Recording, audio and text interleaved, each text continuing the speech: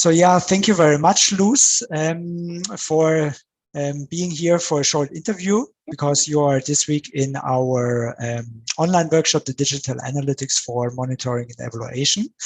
And yeah, first of all, I would like to know from you, how is your work actually connected to evaluation, and what was your motivation for attending this workshop?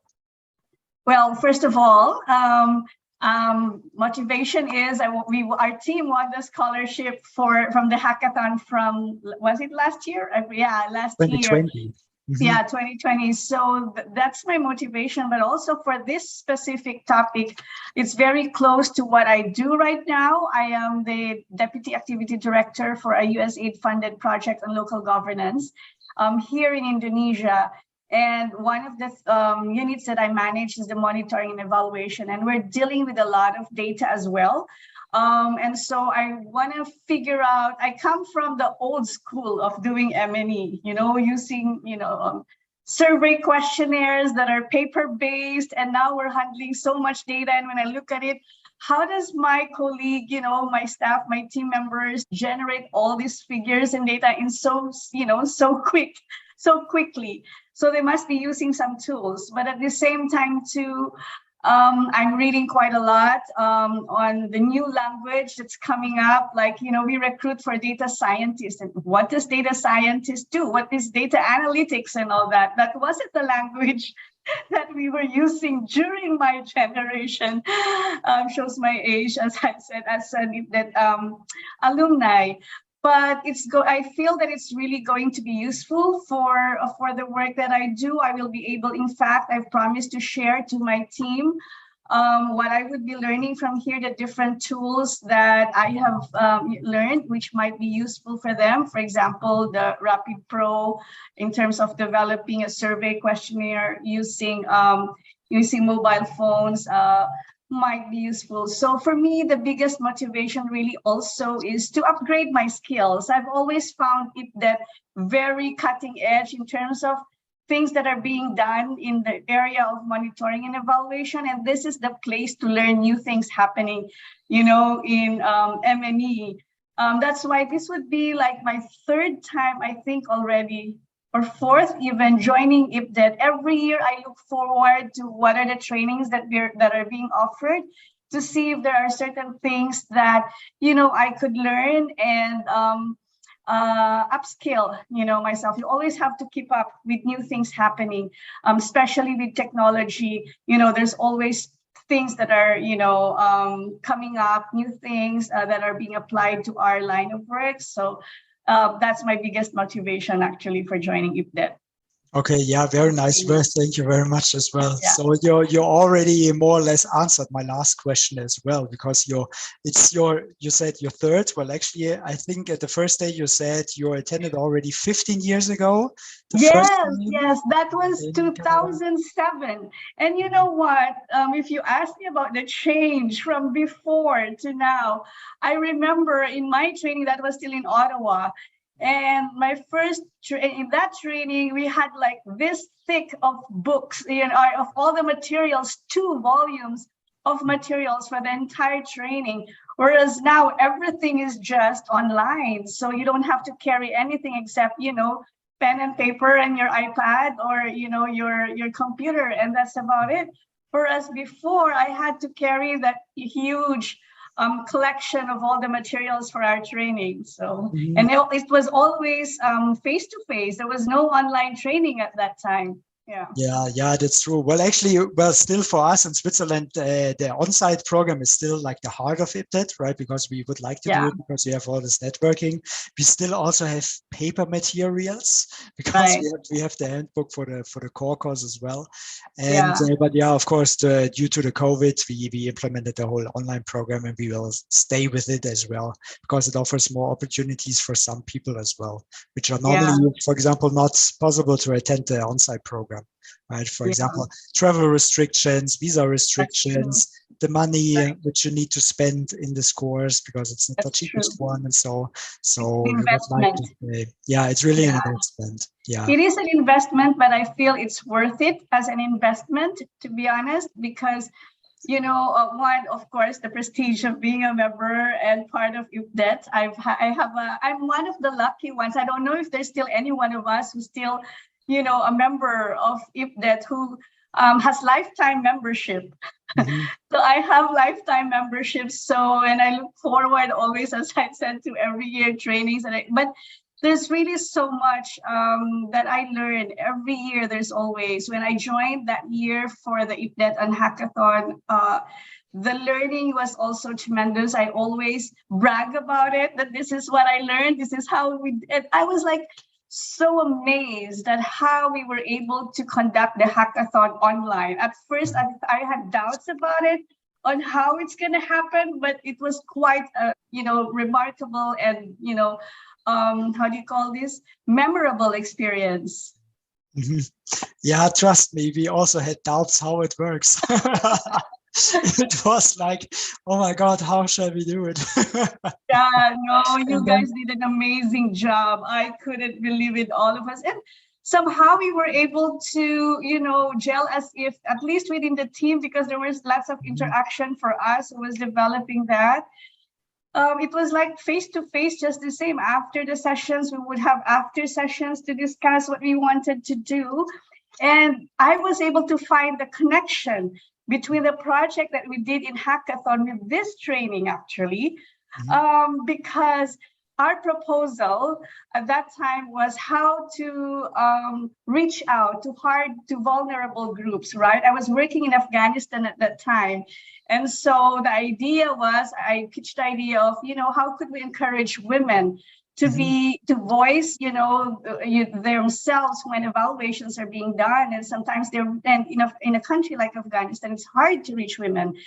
And so we came up with this idea of connecting them through mobile phones and all that. But in my mind, I don't know how that's going to happen, actually, because I've not seen it. My colleagues would say, this is how it was done, and this is how we did it in Malaysia, in these places. But for myself, I've never seen the back end of it. I know you can do surveys through your cell phone or through your tablet, but I don't know how it's done. And after that training on our Pro, it's like, oh, so this is how you do it. So this is how we would have operationalized the idea that we had in the hackathon. So I actually would like to share that tool to my colleagues in the team, so that probably we'll try to develop some evaluation tools of our project as part of our learning, capturing what our beneficiaries have learned. Our beneficiaries are actually not mostly, but the government officials. But it would be good to get from them, because sometimes there are also barriers in terms of, mobility. Even if the COVID-19 is already, under control, still there are occasions when you cannot meet face-to-face. So I think it would be a good tool for our team to learn, and I'm going to be sharing it with them. And we will be experimenting. We will be experimenting for sure. Yeah, okay. Please keep me updated. I'm very curious now that there is a follow-up after 2 years of this. This is interesting. Yeah. And I still think it's very worth thinking about, because we are doing evaluations as well, and we are realizing that for many organizations, it's still important that we are traveling to, for example, project sites, but still also this hybrid data collection, for example, is much more important since COVID-19. Yeah. Although right now the restrictions are less, but still, I think there was a turnaround as well. And also, let's work much more together with local consultants and not only internationals. Bring them here, then they doing their data collection, and then they just go. True. And I think there was a turn as well. So I think it's still pretty worth to figure out how you can continue with your project. Yeah. Right. I was telling my colleagues, I'm learning how to code. Now I know what you're talking about.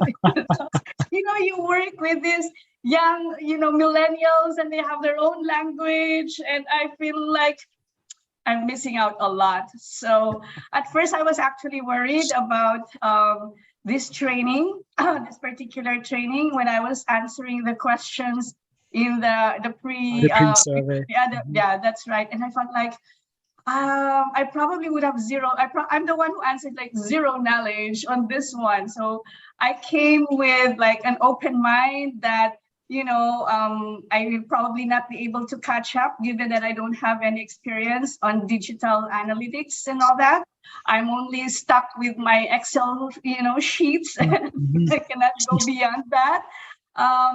But I'm pleasantly surprised that, you know, myself, I'm able to follow the training in terms of its pace. It's intense. Like yesterday was really intense, you know, my mind blowing for me, but it's still very interesting. It's quite amazing. Yeah.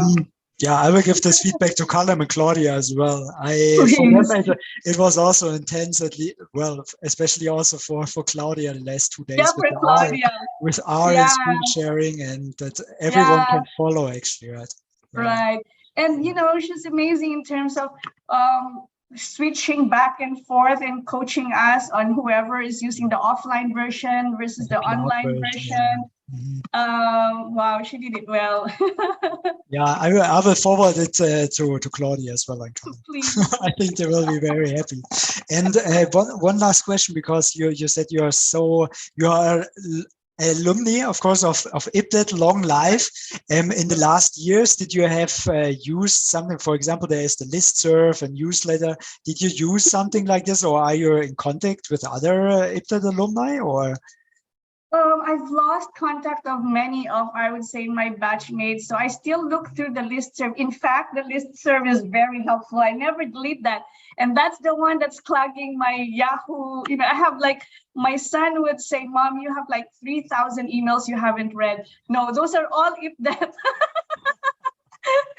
Because it's useful. It has useful in many ways. One is you figure out who are the experts in the field when they send out, for example, advertisements for vacancies, or somebody shoots a question like, has anyone done any, you know, developed a monitoring tool for this particular kind of, in this particular area? And if I get interested, I read the discussion.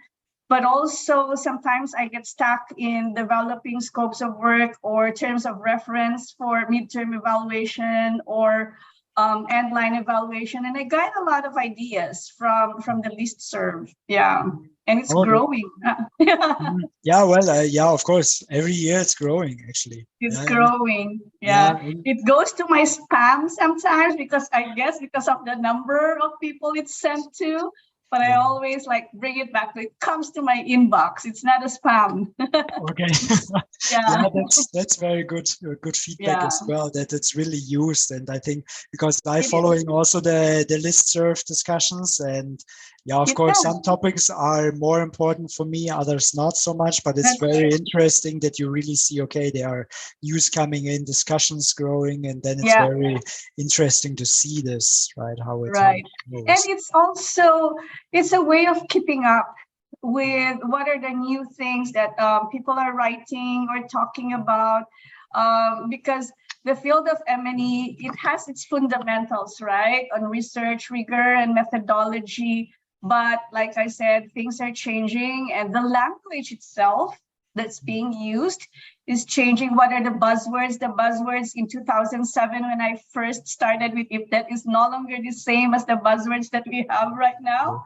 Like I said, digital analytics was not a topic in 2007. It was not even a word put together, right? But now it's there. Everybody is talking about it. And the listserv actually does help to keep us, you know, up to speed on what are the new technology and development, changing environment. In M&E. Okay. Yeah, nice to hear this. Okay.